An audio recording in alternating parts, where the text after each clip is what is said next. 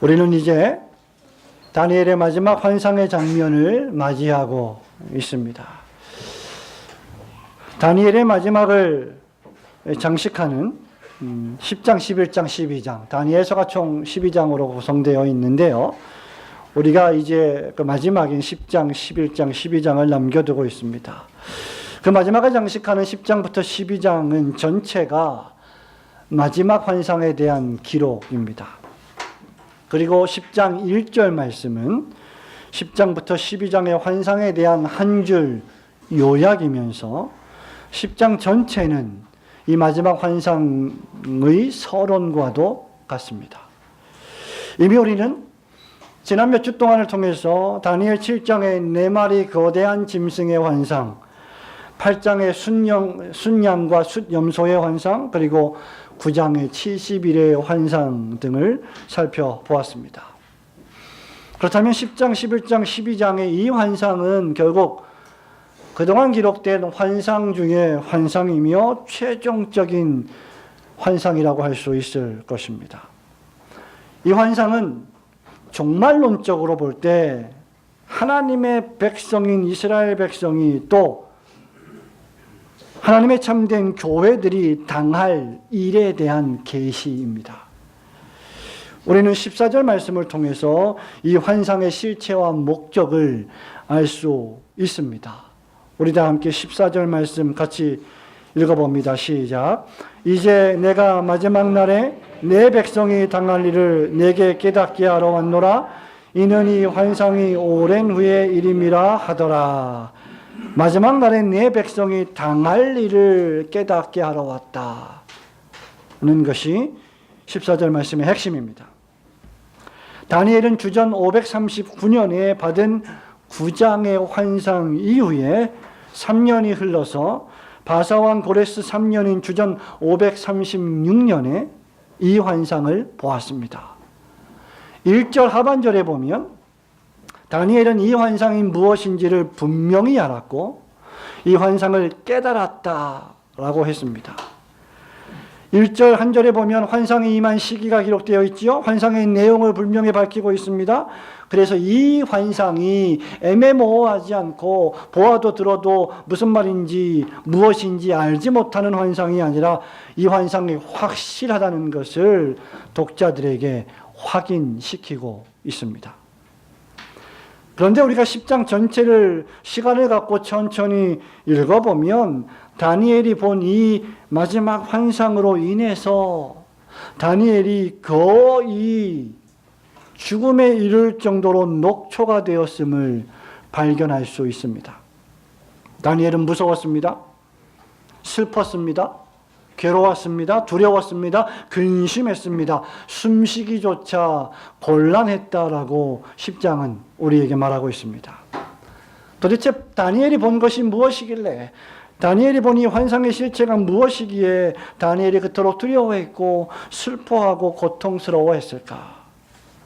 오늘 저는 두 가지를 말씀드리기 원합니다. 첫 번째는 다니엘이 본 이 환상의 실체는 큰 전쟁이 있을 것이라고 하는 환상이었습니다. 우리 다시 한번 10장 1절, 2절, 3절을 함께 읽겠습니다. 시작. 바사왕 고레스 제3년에 한 일이 벨드사살이라 이름한 다니엘에게 나타났는데 그 일이 참되니 곧 큰 전쟁에 관한 것이라. 다니엘이 그 일을 분명히 알았고 그 환상을 깨달으니라. 그때 나 다니엘이 세 일의 동안을 슬퍼하며 세 일에가 차기까지 좋은 떡을 먹지 아니하며 고기와 포도주를 입에 대지 아니하며 또 기름을 바르지 아니하니라. 아멘. 여러분, 이 환상은 다니엘에게 큰 전쟁이 있을 것을 알려주고 있습니다. 이 전쟁이라고 하는 히브리어 원어의 뜻은 군대 또는 문자 그대로 전쟁을 뜻합니다. 거룩한 소동을 뜻합니다. 이것은 다니엘과 이스라엘 백성들에게 이 전쟁을 통해서 무엇인가 큰 고난과 고통이 임할 것임을 의미하고 있습니다. 노골적으로 말하자면 10장, 11장, 12장에 기록된 환상의 실체로서의 이 전쟁은 다니엘 시대로부터 이 세상, 저와 여러분이 살고 있는 이 세상이 끝날 때까지 계속될 전쟁을 가리킵니다. 이는 곧 하나님을 따르는 백성들의 미래 역사가, 또 21세기를 살아가는 저와 여러분의 삶의 여정이 결코 순탄치만은 않을 것임을 알려주는 말씀입니다. 이 전쟁은 가깝게는 바사왕 고레스의 칙령으로 바벨론 포로에서 예루살렘 고향으로 귀환한 유다 백성들이 성전을 재건할 때 겪었던 전쟁이고, 두 번째 멀게는 예수 그리스도께서 사람의 몸을 입고 이 땅에 오시는 성육신 당시에 예수님과 제자들이 겪었던 고난이며, 그리고 마지막 세 번째로 더 멀게는 그리스도의 재림 직전에 주의 교회를 핍박하는 사단 마귀의 전쟁에 관한 것입니다. 유다 백성들은 하나님의 약속의 성취와 주권적인 섭리의 결과 주전 537년경에 그야말로 꿈에 그리던 예루살렘으로 돌아왔습니다. 그리고 그들이 그토록 간절히 원했던 예루살렘 성전을 재건하고 성벽을 재건하며 제물과 제사를 다시 하나님께 드리기를 원했습니다. 성전 제사를 드리기를 원했던 것이죠. 성벽 재건과 성전 재건은 율법에 정통한 학사 에스라와 느헤미야에 의하여 착착 진행되었습니다. 그러나 사단 마귀는 끊임없이 성전 재건을 방해했음을 여러분이 에스라와 느헤미야를 주의 깊게 읽어본다면 잘 알 수 있을 것입니다. 에스라 시대에는 유다와 베냐민 지파의 대적자들인 그 땅의 백성들이 들고 일어나서 성전 재건을 막았습니다. 에스라 4장 3절부터 5절 6절은 이렇게 쓰고 있습니다. 이로부터 그 땅 백성이 유다 백성의 손을 약하게 하여 그 건축을 방해하되 바사왕 고레스의 시대부터 바사왕 다리오가 즉위할 때까지 관리들에게 뇌물을 주어 그 계획을 막았으며, 또 아하수에로가 즉위할 때 그들이 글을 올려 유다와 예루살렘 주민을 고발하니라. 나아가 느헤미야 시대에는 어땠습니까? 산발락과 도비아가 성전 재건을 막았습니다. 느헤미야 4장 1절부터 3절입니다. 산발락이 우리가 성을 건축한다함을 듣고 크게 분노하여 유다 사람들을 비웃으며 자기 형제들과 사마리아 군대 앞에서 일러 말하되, 이 미약한 유다 사람들이 하는 일이 무엇인가? 스스로 견고하게 하려는가? 제사를 드리려는가? 하루의 일을 마치려는가? 불탄 돌을 흙무더기에서 다시 일으키려는가? 하고, 암몬 사람 도비아는 곁에 있다가 이르되, 그들이 건축하는 돌 성벽은 여우가 올라가도 곧 무너지리라 라고 혹평했습니다. 계속해서 7절 8절은 이렇게 말합니다. 산발락과 도비아가 아라비아 사람들과 암몬 사람들과 아스도 사람들이 예루살렘 성이 중수되어 그 허물어진 틈이 메꾸어져 간다 함을 듣고 심히 분노하여 다 함께 꾀하기를 예루살렘으로 가서 치고 그것을 요란하게 하자 하기로, 이렇게 쓰고 있습니다. 성도 여러분, 사단 마귀는 저와 여러분의 눈에 보이지 않지만 할 수만 있으면 모든 것을 총동원하여 신자의 마음을 어지럽게 합니다. 교회를 요란하게 만듭니다.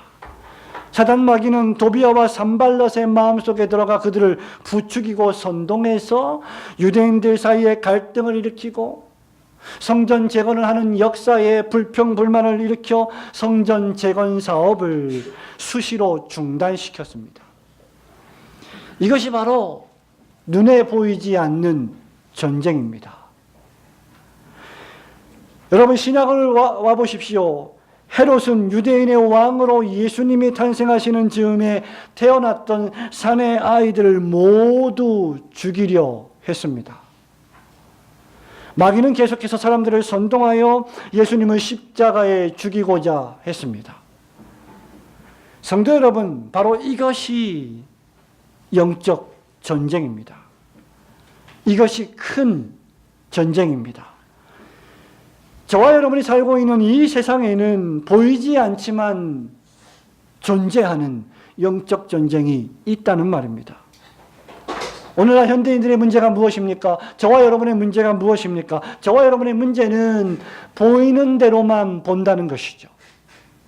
어쩔 수 없습니다. 우리는 인간이기 때문이죠. 우리는 들리는 대로만 듣습니다.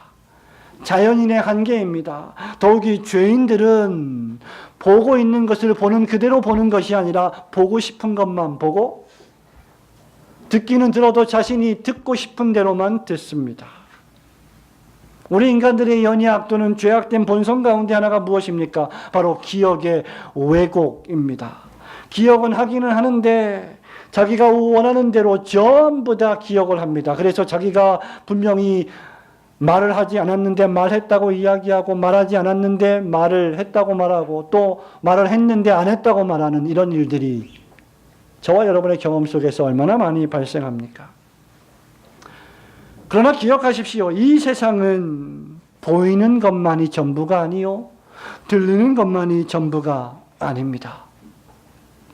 하늘에 큰 전쟁이 있습니다.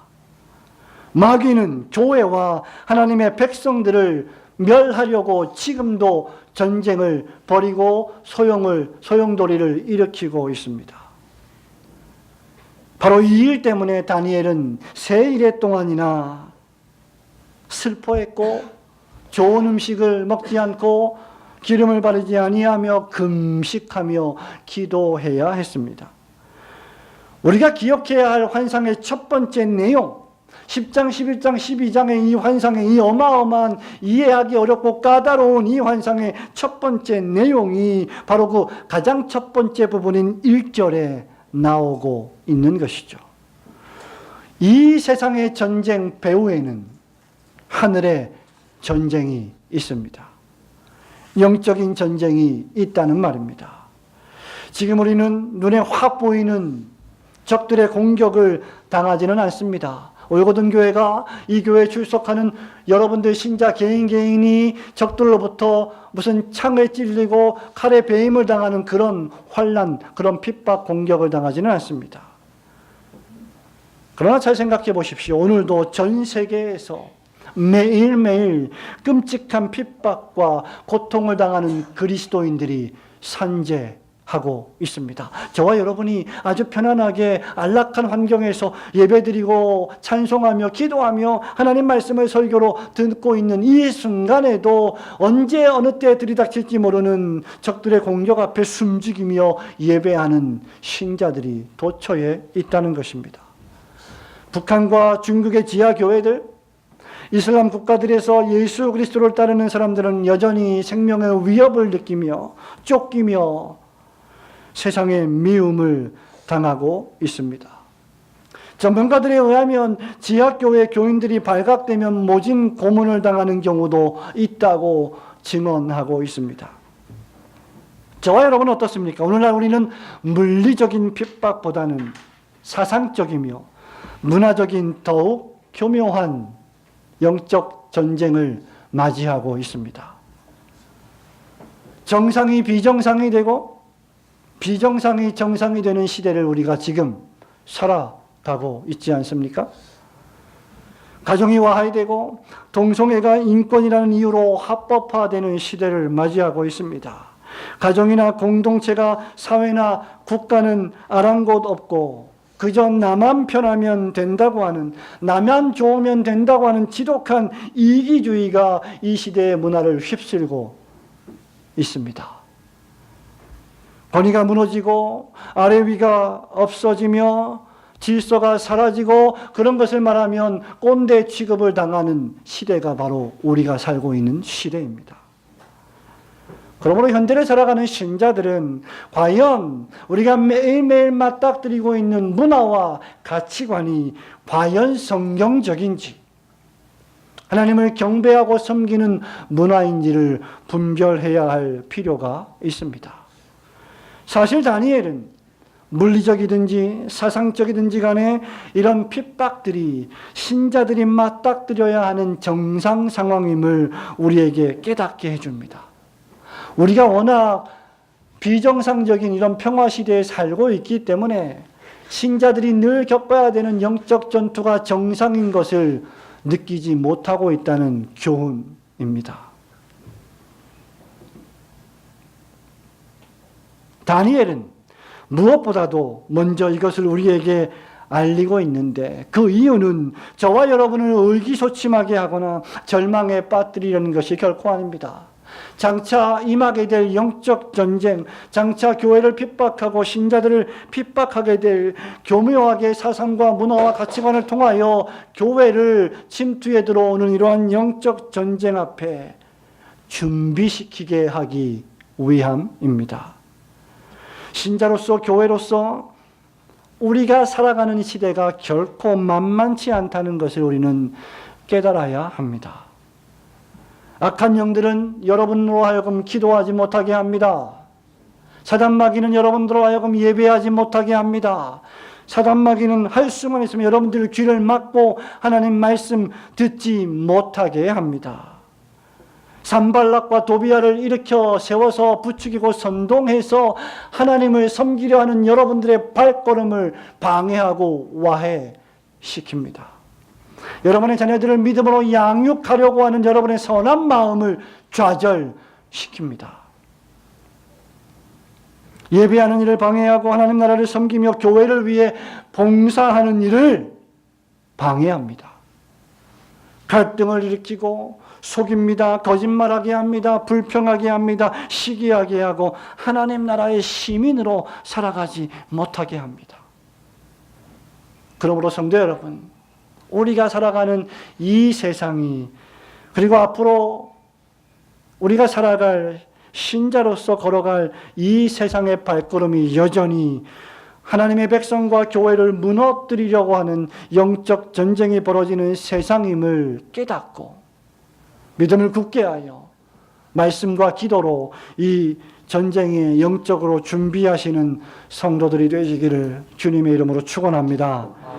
그럼에도 불구하고 다니엘은 이 환상을 통하여 큰 전쟁, 무시무시한 적들, 보이지 않는 그 무서운 적들의 공격만이 아니라 천군 천사를 대동하여 우리를 위하여 싸우시는 주 예수 그리스도가 계심을 보았습니다. 바로 이 환상의 두 번째 실체는 바로 큰 전쟁을 싸워 승리하시는 주 예수 그리스도를 보는 환상입니다. 우리 다 함께 4절, 5절, 6절, 7절 말씀 읽기를 원합니다. 4절 시작. 첫째 달 24일에 내가 히데겔이라 하는 큰 강가에 있었는데 그때 내가 눈을 들어 바라본즉 한 사람이 세마포 옷을 입었고 허리에는 우바스 순금띠를 띠었더라. 또 그의 몸은 황옥 같고 그의 얼굴은 번갯빛 같고 그의 눈은 햇불 같고 그의 팔과 발은 빛난 목과 같고 그의 말소리는 무리의 소리와 같더라.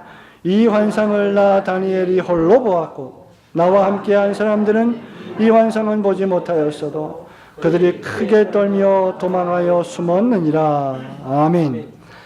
다니엘이 바벨론 북쪽을 돌아서 걸프만으로 돌아 나오는 히데겔 강가에서 받은 환상에서 다니엘은 한 사람을 보았습니다.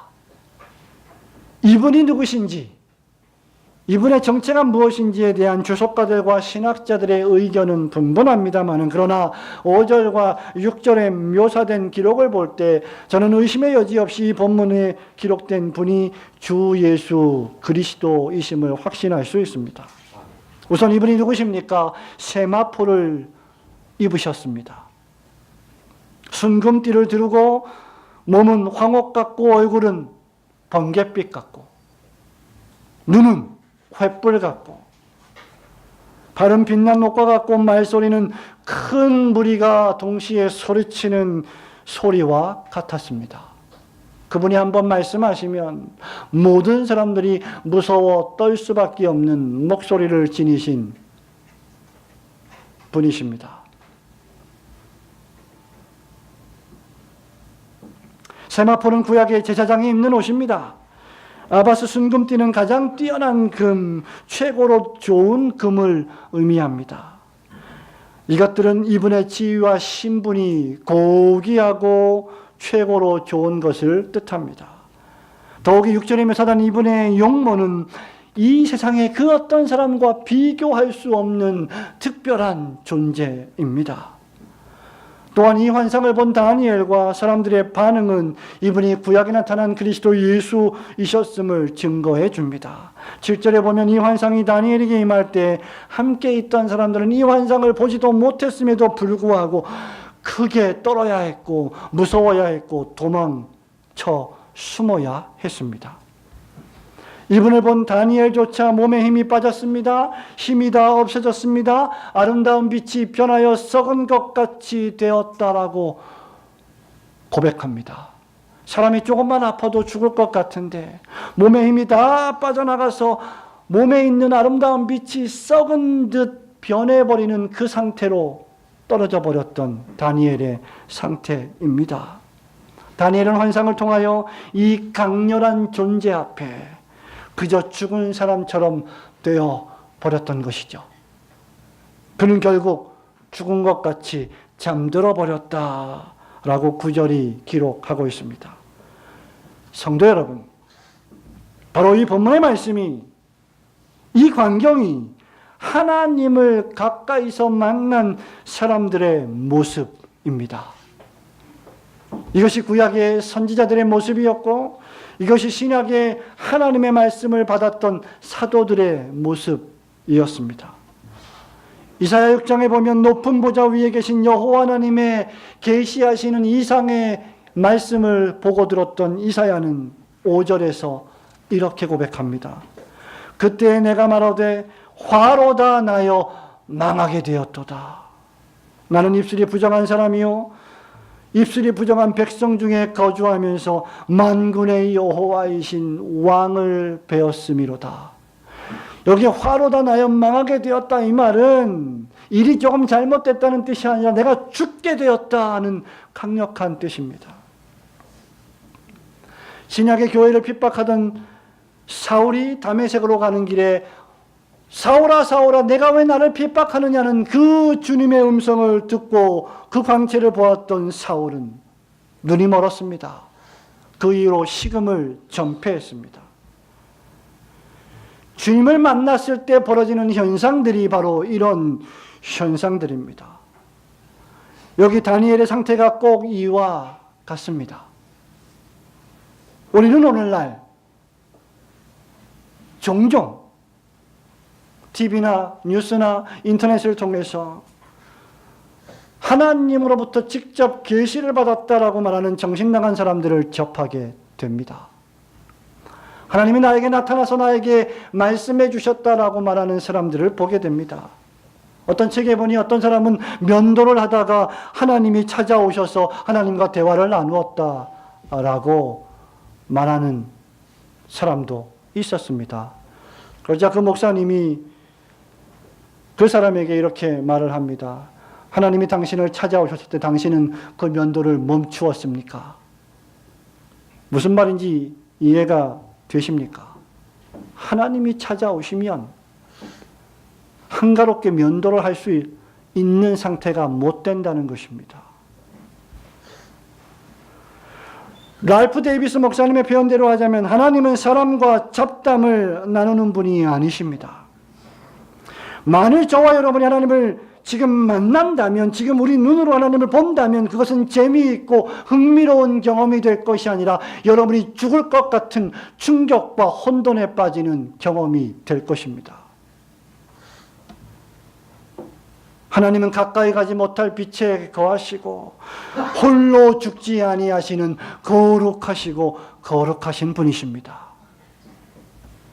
그러므로 함부로 주님을 만났다, 함부로 주의 음성을 들었다 경거망동하지 않아야 합니다. 또한 하나님을 만났다고 말하는 자들의 그 유혹을 여러분들은 물리쳐야 합니다. 하나님은 구약과 신약 성경을 통하여 이미 우리에게 충분히 말씀하셨습니다. 오직 성경, sola scriptura, 오직 성경으로 충분한 토타 스크립처라 성경 전체가 우리에게 하나님의 말씀이 되었습니다. 사실 하나님의 말씀으로서의 이 성경, 여러분이 가지고 있는 그 성경은 선지자와 사도들이 하나님께 받아 말한 놀라운 기록들입니다. 하지만 선지자와 사도들이 우리에게 이 말씀을 전해주기 위하여 그들이 받았던 그 엄청난 충격과 고통을 그들은 통과해야만 했습니다. 모세를 보십시오. 이사야를 보십시오. 다니엘을 보십시오. 바울을 보십시오. 사도 요한을 보십시오. 하나같이 하나님의 말씀을 받았던 그들은 하나님으로부터 그 말씀을 받기 위해 하나님을 대면해야 하는 충격과 공포라고 하는 대가를 치러야 했습니다. 그러므로 우리는 그저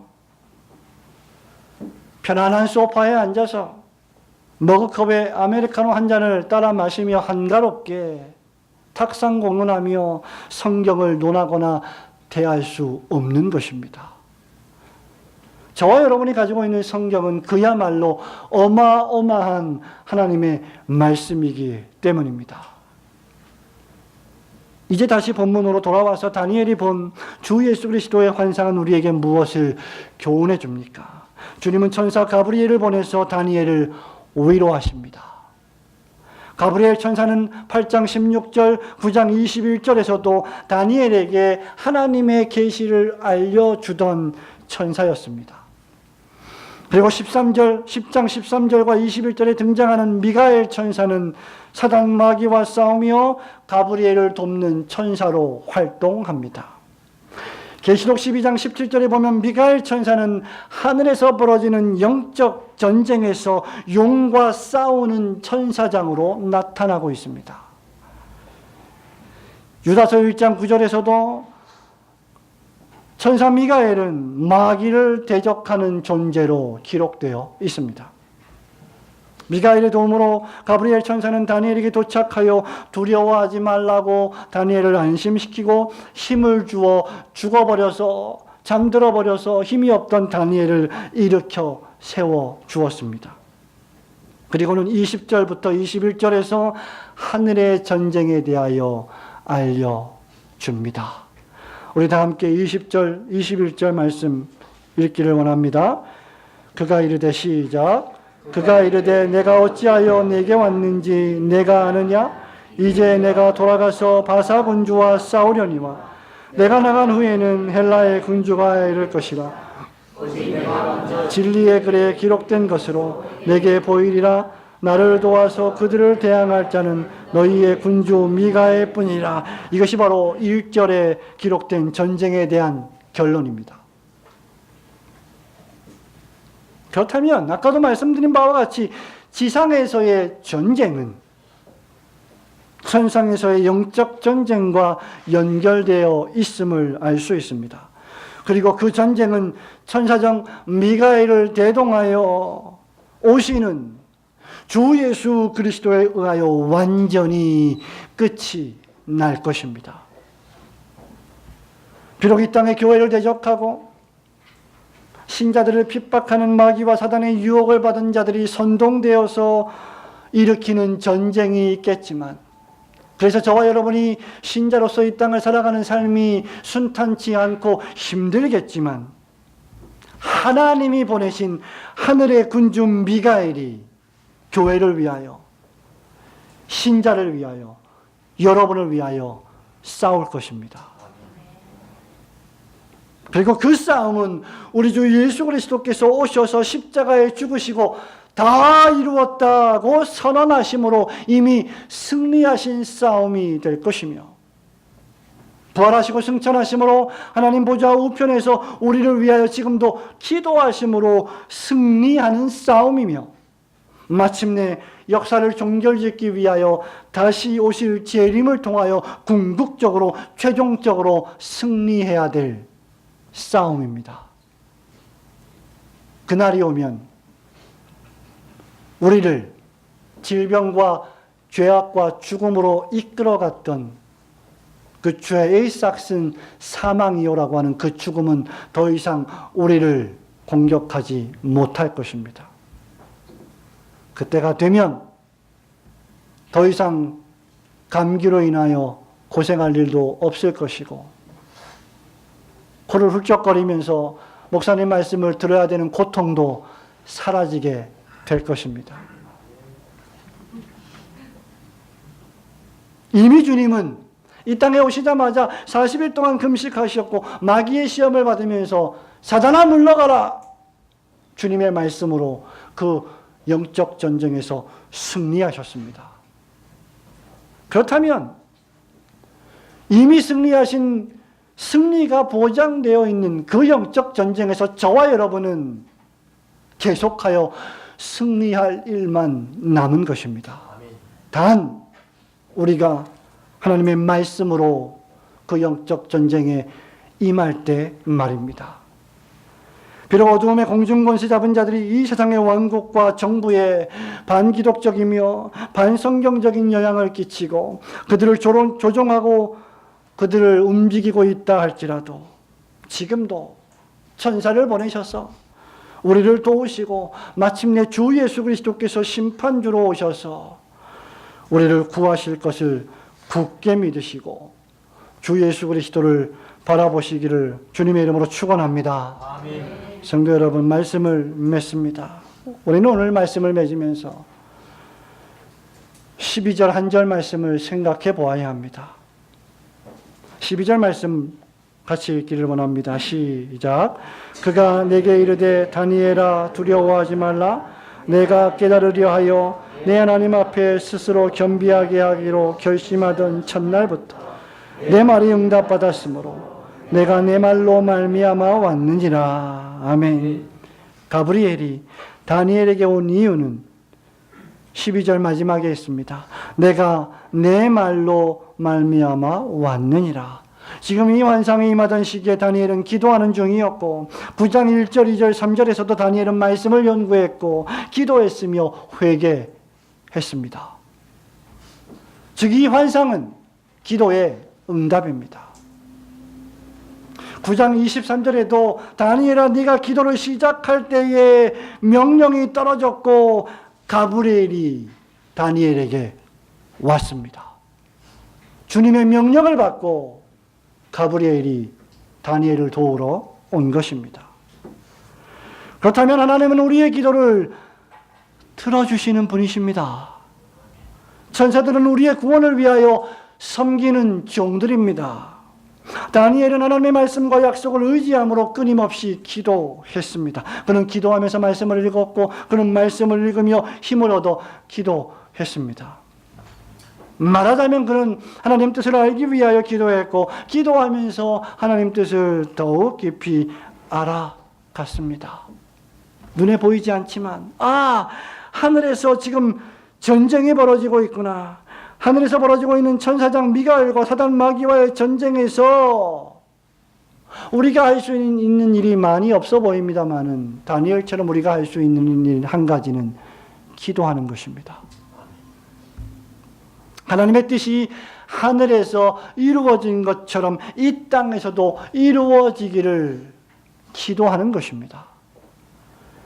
하나님은 우리의 기도를 들으시고 기도에 응답하십니다. 기도를 통하여 인내하게 하시고 기도를 통하여 고난 중에도 하나님을 바라보며 신뢰하게 하십니다. 그리고 우리의 기도를 통하여 하나님은 일하심을 우리가 보기를 원하십니다. 그것이 하나님의 섭리의 방편이요 작정입니다. 저는 종종 아무것도 하지 않으면 아무 일도 일어나지 않는다라고 말하곤 합니다. 참으로 그렇지 않습니까?